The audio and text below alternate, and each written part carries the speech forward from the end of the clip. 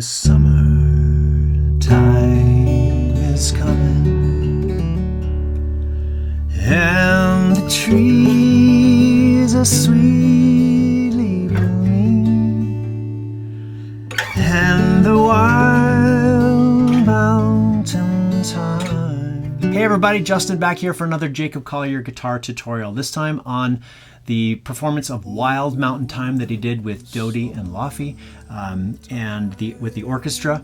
And this is a really great song, just a classic folk song, very straightforward, very repetitive, verse, chorus, with mostly the same chords each time he does each section. So it's a really great starter song to learn because it's familiar, and it only uses 4 basic shapes that are used throughout this entire song. It gets you 99% of the entire song, with a couple little tricks here and there that I will demonstrate towards the end. But just to get you started with the vocabulary, we're going to review the 4 shapes and their locations, and then get you started playing this song. Now the 4 primary shapes that we're going to use are the major, the minor, the major in first inversion, and the major in second inversion. Now each one of those gets used in multiple locations, so I'm going to show you the shapes, and then we're going to take a look at where they live on the neck, where we're going to use them, and then we're going to start to put together the first verse. Now the first chord we're going to look at is D major. We are playing this entire song in D major, and we put our first finger on the 2nd fret of the 3rd string if you're on a 5 string. If you are on 6th string, this would be where your 4th string is. All of these voicings we're going to use exist on the lowest 3 strings, while we let the top 2 strings ring open over the top of any or all of them. So our D major shape, and this is the general shape, is the fact that we have 0, 0, meaning open strings, and 2 frets above these 2. Now that exact same shape is going to move up, and we're going to play a G chord and an A chord. So if we've got D, D, E, F sharp, G, now we've got 5, 5, 7. So that's the 4 chord, or the major, G major in the key of D. And the A major chord would be the exact same shape, slid up 1 whole step, up to the 7th fret. So there we've got one shape that we use in 3 locations: D, G, and A. Now the next shape we're going to look at is the minor chord, and we're going to, if we just go up the scale, the trick of this using this tuning is kind of knowing where that D major scale lives. And so all we really need to know is to be able to sing do, re, mi, fa, sol, la, ti, do. Do, re, mi, fa, sol, la, ti, do. Now we're not going to use all of those locations, but we're going to use most of them. So if D is do, or 1, E, do, re, is here, and it's a minor chord shape. It's going to look similar to the major shape that we're going to do, but we're going to flat the 3rd. So now we're going to be 2, 2, 3. Now the great thing about all these altered tunings is once you learn one of the shapes, you can use them wherever else they exist in the key or the song with the exact same shape, just in a different location. So we're going to do E minor here, and we're also going to use B minor. So we just have to find where B is. So D, E, F sharp, G, A, B, up on the 9th fret. And that exact same shape, now it's going to be 9, 9, 10. So you see down here, 2, 2, 3, same shape. So those are the 2 locations we're going to use the minor chord shape. The next one we're going to use is the major chord in first inversion, which means the 3rd of the chord is in the bass. I've got another video that breaks all that stuff down, so I'm not going to do that here. I'm just going to show you the shape. It's going to be D over F sharp, D slash F sharp, which is a common chord that you've probably seen in standard tuning as well. So all we have to do now is to find where that F sharp is. D, F sharp, it's the 3rd of the D chord, because we're still playing a D chord, but we're putting the 3rd in the bass. So the shape looks like this: 4, 5, 5. That is D over F sharp. And once we know that shape, it'll apply to any other major chord shape that we use. And we already did the G major and the A major in reposition. So 4 frets up from each of those positions. This is the other one we're going to use, G over B. And it looks very similar to the B minor that we played. That was 9, 9, 10. But now it's 9, 10, 10. So we just had our ring finger on there. And lastly is the major chord in second inversion, which is the fifth of the chord in the bass. We'll start again with that D chord in root position, D chord in first inversion has the third in the bass, D chord in second inversion has the A in the bass. And it looks like this up on the 7th fret. Remember, this is where our A chord was on the 7th fret. Now we've got A in the bass, and we're going to have 7, 9, 10. So that is D in second inversion, or D over A, D/A.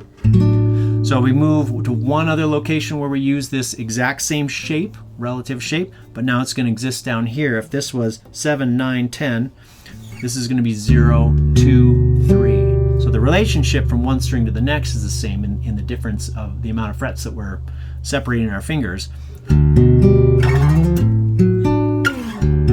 is the same. So that's G over D, or G/D.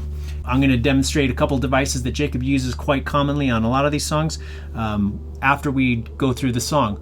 So this is all that we really need. Those are all the shapes that we need to play this entire song. If you like to go deeper on these kind of things, I do have a Patreon where we dive deeper into Jacob's playing, his techniques, his songs, some of the more in-depth theory stuff for those who are interested, although it's not required because there's a lot of luxuries in this tuning that we can just learn these shapes, and then some of the theory we can learn from it, but we don't have to know the theory in order to play it. Yes! So let's dig into the song, shall we? All these verses are more or less the same with a couple of variations. It's really just a 5-chord song: D major, G major, A major, E minor, and B minor.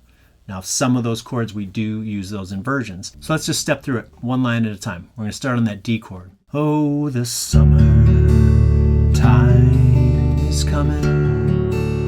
That's just going D to the G over D, the G in second inversion back to the D. And the trees are sweetly blooming.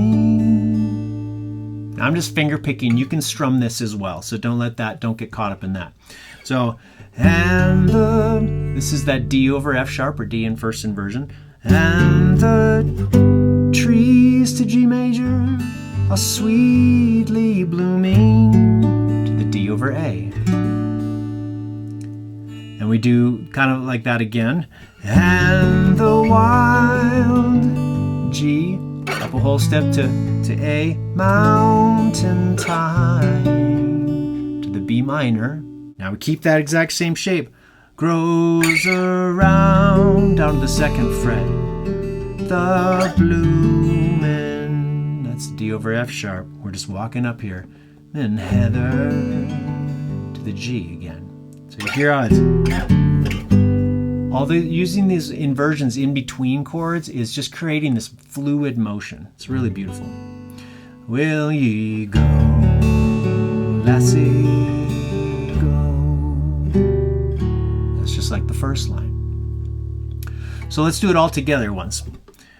Oh, the summer time is coming,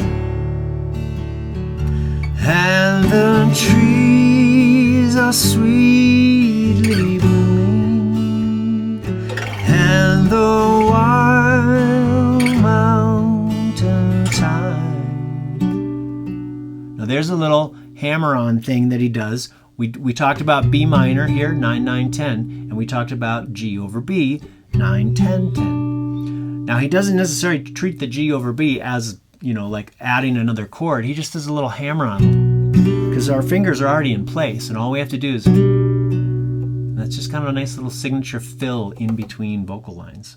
And grows around the blooming heather.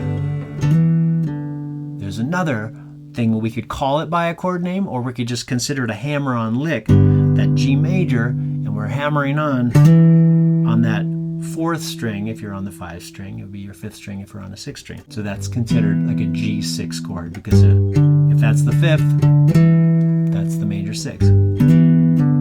Will ye go, lassie, go? And sometimes we just do that little D to G over D. That's another fill. So that is the verse form, and all of them are the same. There's couple subtle variations that Jacob does on that live performance, and I guarantee if you see him do the song again, he will do it differently than that. They're all subtle chord shifts, just choosing another relative chord that could be played in place of one of these. But this is going to be the general roadmap that you can use for all of them. And I'll give you a couple tips on how to make your own variations in just a little bit. So let's take a look at the chorus. We're using all the same chord shapes we've already used. We don't have to learn any new ones. It's just in a slightly different order. When we get to the chorus, we come out of that, will ye go, lassie, go. Now here's a line that we've kind of done, or a combination of chords that we've all done. We'll go with the E minor, and we'll all, E minor to D over F sharp to the G major. All go together back to the D. And we do the same thing again. To pull Wild Mountain. Now we're up to the A chord on the 7th fret. Mountain Thyme to that B minor. So we just climbed up. So it's just this nice fluid motion going up. All around the blooming heather. We've already done that combination as well. We end it off just like the verses end off. Will ye go, lassie?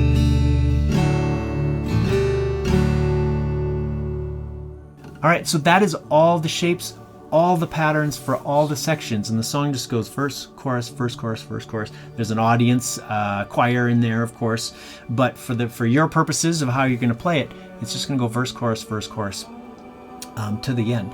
And again, I've got that free chart on my Patreon, and you can get that just as being a free member. So come grab the chart and just browse around and see all the different things that we're doing over there, so that you can find out some more materials about other songs, because Jacob's got the Light for Days album, a whole slew of other acoustic songs that I am covering, that I have covered and will be covering. There are some other things. I showed some of those devices, those common combinations that he does.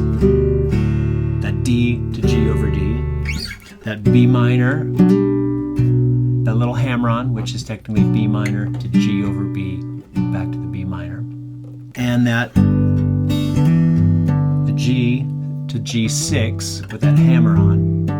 Now there's another couple surprises that he does, and in this song he is very minimal with the little extra signature Jacobisms in this song, but I want you to understand what they are, and not necessarily where they are, because they can happen in different places, but to understand the relationship on how to do them yourself. There's one spot in the second verse where he, instead of hammering on from G to G6, he just walks up chromatically on that 4th string. What it is technically is G to a G augmented, which is a sharp 5, up to the G6. So that's just one of those little squirrely lines that kind of twists your brain just a little bit, but is so signature to Jacob, especially in his guitar playing. Another one that is a big moment with the orchestra on that recording, he does one chord that's completely outside of the key, and it's a shape we haven't done yet. Just to demonstrate what that is. It may not come into play when you play this, say, around a campfire, unless you bring an orchestra with you and you just want them to play along. And it happens on the very last chorus. It's like doing after the audience choir, and he does a double chorus. It comes on the line, all around the blooming heather. It's a C7 sus4. We can talk about that on another video, but it's 10, 13, 13, and he bars the whole thing with his index finger. So we won't talk about why that is what it is, but that is the chord where he does this and the whole orchestra swells, and it's an incredible little moment. And then he comes back for that last line. Will ye go, lassie, go? And that's just going from that D over A to a new shape. It's the A chord, which is our 5 chord, but he's adding